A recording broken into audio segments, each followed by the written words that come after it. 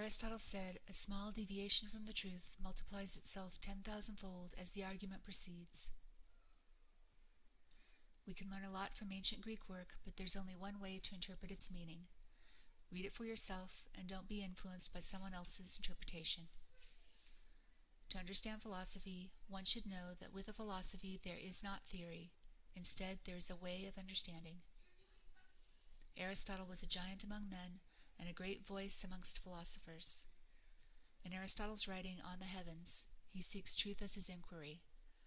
The writing is an investigation of the truth, based upon what we see from our position on earth. In many of Aristotle's works, he maintains a strong philosophy of part and whole. In our day, theorists conclude their findings based upon evidence regarding theories of part versus whole, or the part and the whole in contest with one another for importance. But no one takes the position that Aristotle has taken. In his work on government, and also in his work on the heavens, Aristotle proclaimed that the entirety, or the whole, exists prior to its parts. To understand that the whole gives the part all of its elements for life is to regard the relationship as symbiotic. While the whole was there first, the part is unique, though not unknown to the whole. Nature and natural science were the impetus for Aristotle's work. The science of nature is where the philosophy begins. Aristotle named the entirety of what we know. He called it the complete magnitude. The complete magnitude is the body of all existence. The complete magnitude, meaning everything in existence as we know it and can see it, is all there is, and any piece of the complete magnitude, as in a star, a rock, or a planet, etc., comes into being and is a part of the complete magnitude and is not foreign.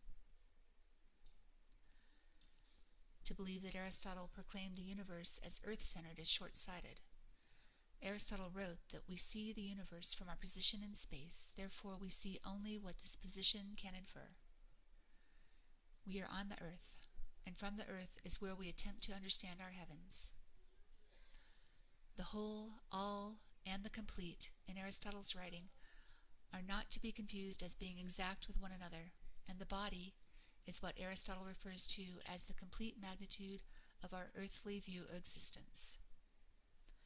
The body is continuous, meaning eternal or divisible in all ways, and continuous is not a continuum, meaning continuous is not a line.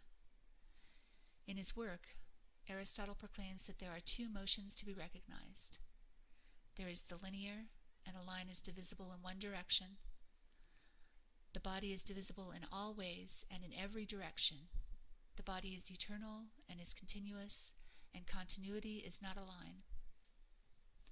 There is no continuum, meaning there is nothing that exists as an infinite line, is one of Aristotle's points. Another motion to be recognized is circular. In Aristotle's writing, a circle is complete because it has a beginning. Circles have points, and each point has a contrary point. These 2 points define a circle. We should define these 2 points, a point and a contrary point within a circle, as a diameter. Aristotle's work made use of the diameter and of the circumference of a circle. In seeking to understand Aristotle's work, it is short-sighted to compare any use of works prescribing the understanding of an object or a movement using any 2 points involving a radius. In Aristotle's work, lines are stuck and not moving, but circles, or ellipses as the case may be, are moving. A radius is not accurate enough to understand movement according to Aristotle's work because a radius is a too small measurement. A diameter with a curve from point to contrary point, since it is half of a circle, is symmetrical with a circle, but a radius is not. A circle is first a sphere or an object, as a planet or a moon or a star, etc., and its movement occurs as a curve, which would be a circle if the object could maintain a point and an exact contrary point.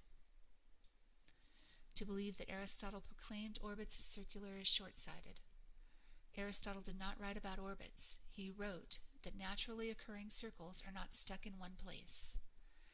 Aristotle wrote that because circles are constantly moving, circles are not complete.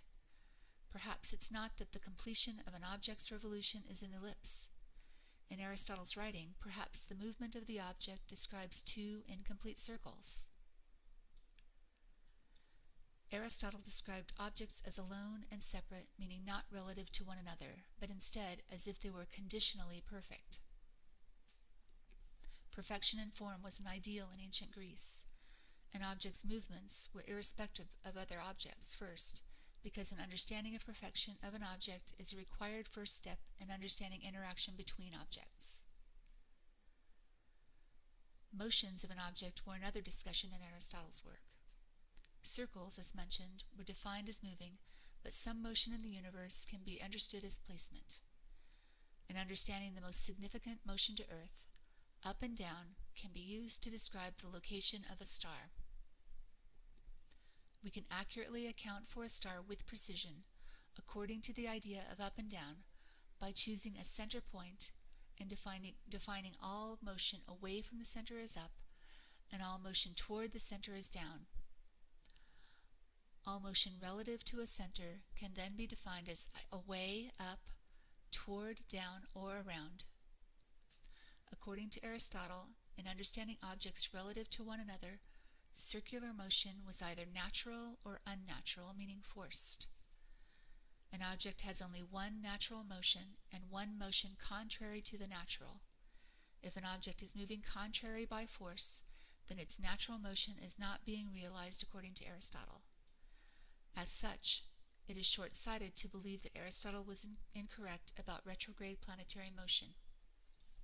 Aristotle proclaimed that an object's natural motion is superior to contrary or unnatural motion. Also, he proclaimed that objects have only one motion to be used for observation. Therefore, to observe retrograde planetary activity as a change in an object's motion would not be an accurate way to observe, according to Aristotle. Much of Aristotle's discussion is surrounding technique and observation rather than establishing facts of placement of objects in our sky. Constant movement and change in the complete magnitude we call the universe is unavoidable, according to Aristotle. Techniques for an accurate understanding of what we see from where we are, along with the belief that God and nature create nothing that does not fulfill a purpose, is Aristotle's legacy of the truth of universal existence.